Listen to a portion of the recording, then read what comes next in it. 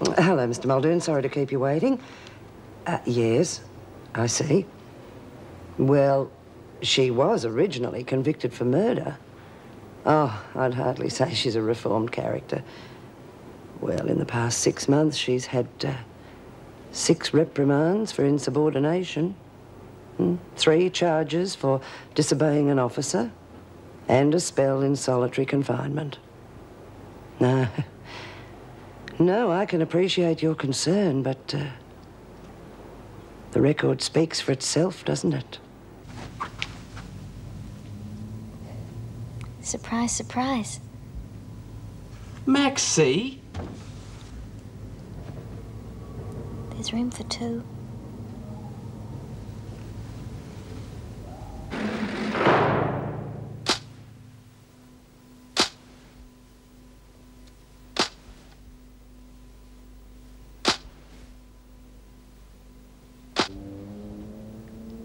Gee, you should see your face.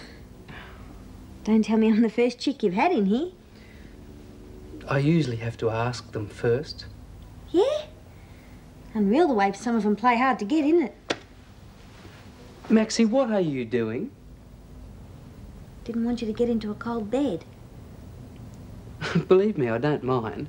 That's what my electric blanket's for. It's not turned on. I am. Yeah, well, I'm not. You soon will be. Hop in. Look, put on your pyjamas or whatever it is you're wearing and shift your stuff into the lounge room. Oh, come on, Tony. Stop mucking Maxie, around. please. I don't want to get heavy, but I will if you don't move it. Why? I thought you liked me. Yeah, well, I do. But I don't sleep with everyone I like, do I? I mean, for God's sake, how long do you think the house would last if I raced off every girl that moved in? Don't know about the house, but you'd be a bit fragile. Why the hell did you ask me to move in with you then? I didn't. Remember?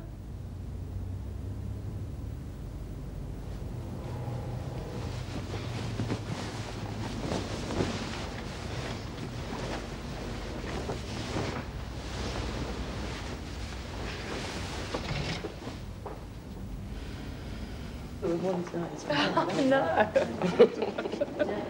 Knitting's not a strength. No, it is not. It's probably not yours either. Morning, ladies. Oh, Mrs. M, can I talk to you for a minute? Yeah, sure. What is it? Well, I just want... Do you mind? This is private. Oh, sorry. Thought you were going to ask about Lizzie. Well, I am, Well, but we want to know about it too. Correction. We were wondering if you've heard anything about Lizzie. Well, all the hospital says she's as well as can be expected. Oh, I can't complain, I suppose. Could be worse. Well, if you don't mind, the rest of the conversation is private. I'm sorry, they're all a bit worried about Lizzie. And I suppose you're not? Of course I am, but I just wish the silly old bugger would remember her age and take more care of herself, but pigs might fly, right? Right. Now, what's this private conversation?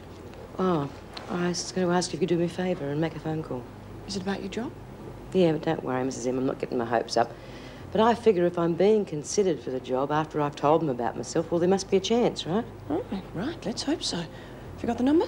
Yeah, that's it. I've written it down. The man's name is Muldoon. What's the matter? Want me to write that down too? No, I remember it. Oh, thanks very much, Mrs. M. Morning, Denise. Hi, lover. Sleep all right? Yeah, great. I'll bet. Maxine? Oh, who'd you expect? It's Tony. Maxine? Yeah, I heard you. Look, what do you want? Nothing. I just thought I'd wake you up and tell you where everything is. Well, you're a bit late. I've already had breakfast. Good. Was there enough milk for you? Yeah, tons. Now, look, Tony, do you want me to clear out? No. No, of course not. I'm sorry about last night. I know I was a bit rough. You took me by surprise, that's all. Hi, Maxine. Oh, ha. Who was that? Dennis. So what are you going to do today? Job hunting? Yeah, as a matter of fact, I was just looking through the paper when you called, so I better get back to it. See ya. Fine.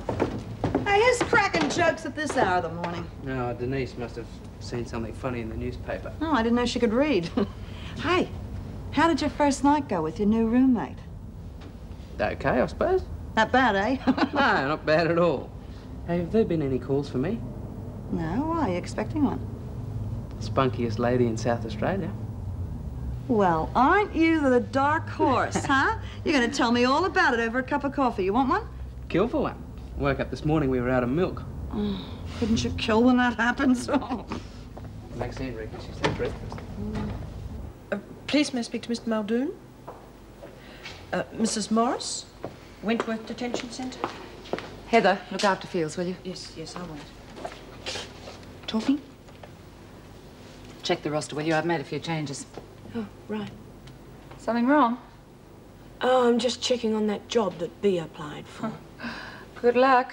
Don't like your chances. I don't think luck will have anything to do with it. I've got a horrible feeling that a certain colleague of ours may have interfered. Joan? Heard her speaking to a Mr. Muldoon on the phone as I was leaving last night. Oh, God, surely she won't. Mr. Muldoon? Yes, I'm ringing on behalf of Mrs. Smith. I was wondering whether you'd made a decision about that job yet.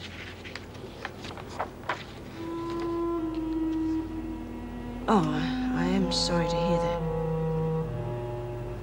Yes, that is true, but... But that was never proven. Mr. Muldoon, I can't... Right then. Thank you. Goodbye.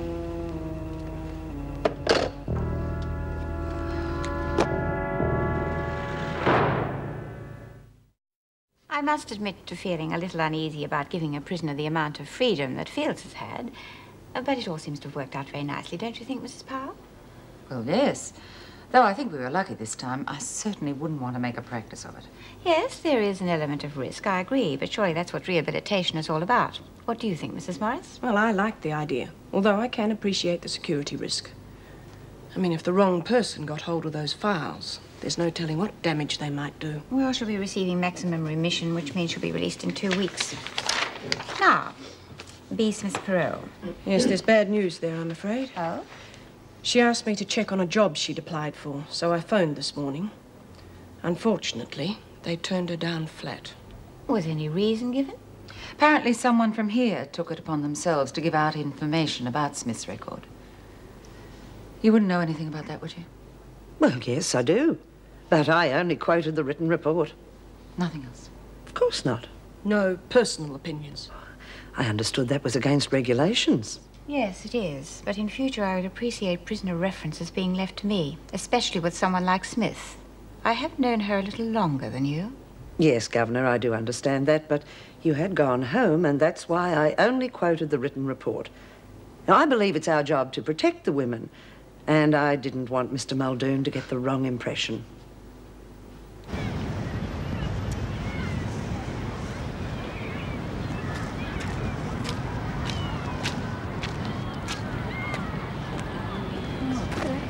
Have a look at Bea, will you?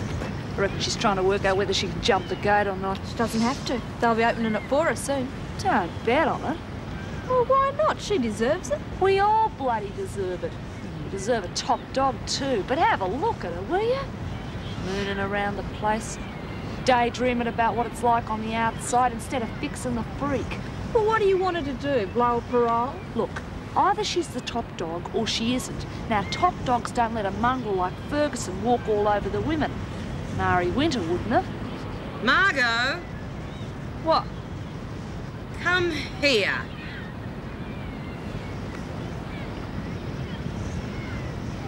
What do you want?